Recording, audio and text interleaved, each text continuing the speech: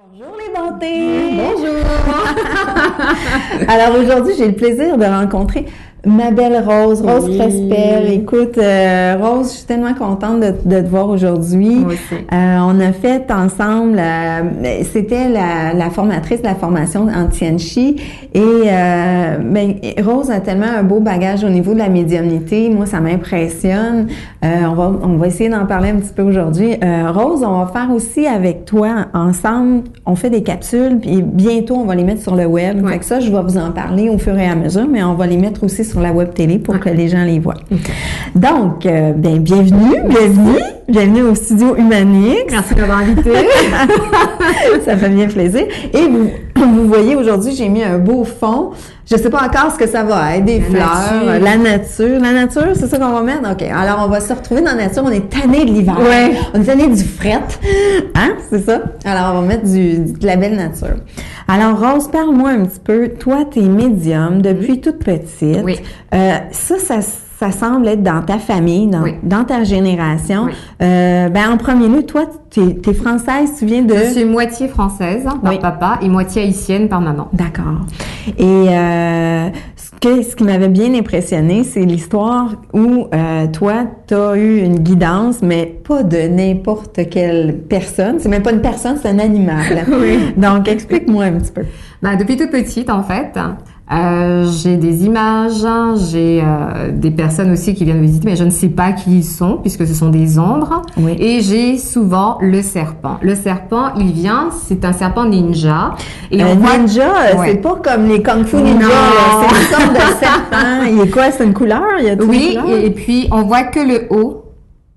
Comme un cobra, si tu préfères. Voilà. Tout à fait. Okay. Et il y a juste le haut qui se présente et il parle et il dit ses messages. Okay. Donc, j'avais souvent des messages de ce qui allait arriver ou ce qui s'était passé. J'avais aussi des choses que je ne connaissais pas et que ma mère me disait, qui t'en a parlé? C'est mon petit serpent qui me l'avait dit. Okay. Pareil pour les examens, quand je devais les passer, j'avais déjà la réponse. Ça, c'était bien. Mais je flippais quand même parce que tu vas me dire, et s'il se trompe? Et si c'est pas vrai? Et là, faut t'étudier. Mais au début, tu sais pas trop quoi faire avec. Ouais. Et je me suis aperçue que ce qu'il me disait, c'était toujours ce qui allait se passer. Okay. Et quand il y avait des avertissements aussi, il le faisait. Il me disait, telle chose, fais attention, telle chose, fais attention. Okay. Au début, tu n'écoutes pas parce que tu te dis, est-ce que tu vires pas folle? Et au fur et à mesure que tu vois que ça se réalise, tu te dis, je vais prêter attention à ce qu'on me dit. J'ai déjà eu un avertissement, donc voilà. Je comprends. Donc, tu l'utilisais pour ça. Et pour les autres aussi. Et pour les autres. Parce que j'avais aussi des messages pour les autres, donc je les donnais. Donc, on m'appelait souvent ma petite sorcière parce qu'en fin de compte, les gens venaient, on avait l'impression de prendre un café et puis je racontais toutes sortes de choses. Et ils me disaient, futur, personne décédée. Mais sous forme de conversation. Donc, ça, autour d'un café, c'était vraiment agréable. Et voilà. Donc, moi, je me disais, c'est bien, ça leur fait du bien, moi aussi. Mais je savais pas trop quoi faire avec le bagage. Okay. La chose qui m'a le plus impressionnée une fois, je crois que c'est que je rentre dans un ascenseur, je croise quelqu'un, c'est un homme, et je vois son aura.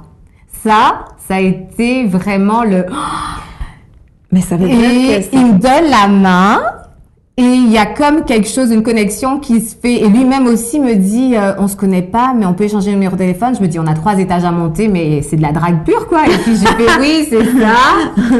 Et ça, j'ai fermé au niveau des auras parce que je voyais vraiment des choses au-delà aussi de l'aura et des fois des choses pas très agréables. Donc moi, j'ai eu peur. Ne sachant pas quoi faire avec, j'ai bloqué pendant un certain temps et petit à petit, c'est revenu. C'est revenu. OK.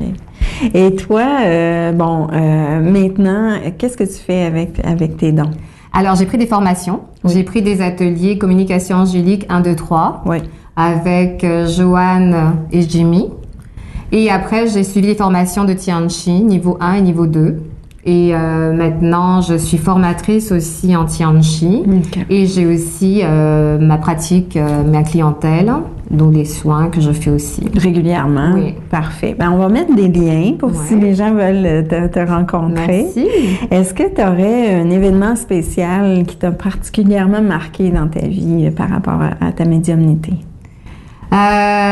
Plutôt suite à des soins que j'aurais fait à certaines personnes et ce que ça leur a fait et ce que ça leur a procuré. 2 événements qui m'ont beaucoup marqué. Une fois, j'étais en soins avec une copine et son téléphone a fait 7000 km. On était en train de pratiquer l'Ho'oponopono. OK. La force du pardon et donc le pouvoir des mots comme quoi, il n'y a pas de limite, il n'y a pas de frontières. Et en sortant du soin, elle me dit merci, au revoir et tout. Et sa grand-mère qui la rappelle et qui me dit, tu m'as appelé 3 fois. Elle lui dit, je t'ai pas appelé. Elle lui dit, oui, je te dis les heures, telle heure, telle heure, telle heure, tu m'as appelé. Elle lui dit, non, à ce moment-là, j'étais en soins. Elle dit, qu'est-ce que tu faisais en soins?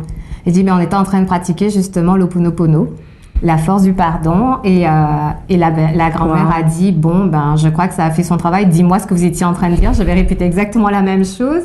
Et elle l'a fait et ça a changé beaucoup de choses aussi au niveau de sa vie. Des gens qu'elle n'avait pas vus depuis longtemps se sont remis à l'appeler, à lui parler. Des liens se sont recréés dans la famille. Donc ça fonctionne. Ça fonctionne. L'Ho'oponopono. Oui, complètement. Okay.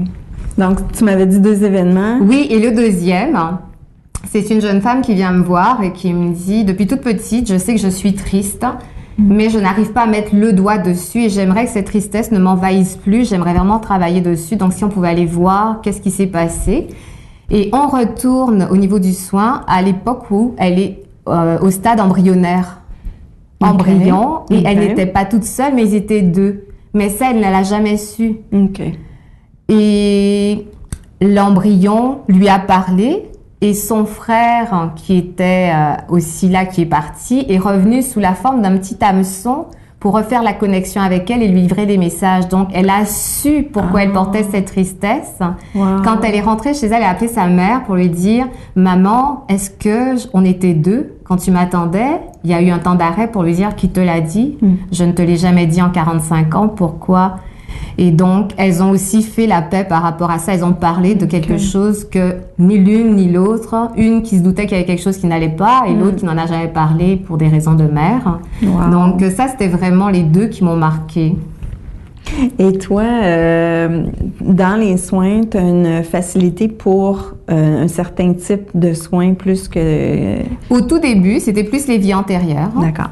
Et plus on en fait, et ben, c'est vraiment en fonction de ce que la personne a à recevoir qu'elle va avoir au niveau du soin. Donc maintenant, ça peut être des vies antérieures, des vies futures, des personnes décédées, des événements du concret présent et qui vont être récurrents parce que c'est vraiment ça qu'il y aura à travailler.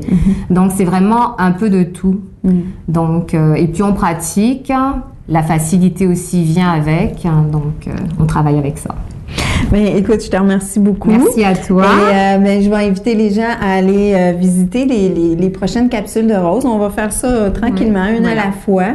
Des capsules rigolotes, sympas, oui, des petits exercices. Des trucs, des trucs pour aider les gens à se sentir bien et à avancer tranquillement, mais sûrement.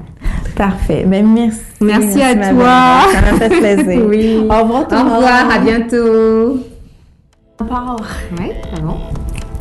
Allez, yes, go, on va danser ce soir. Je vais mettre ça dans les bloopers. Oui. OK, je pars. Oh, on regarde le petit Ah oui, l'œil. toujours. Oui. L'œil. Ouais. Alors...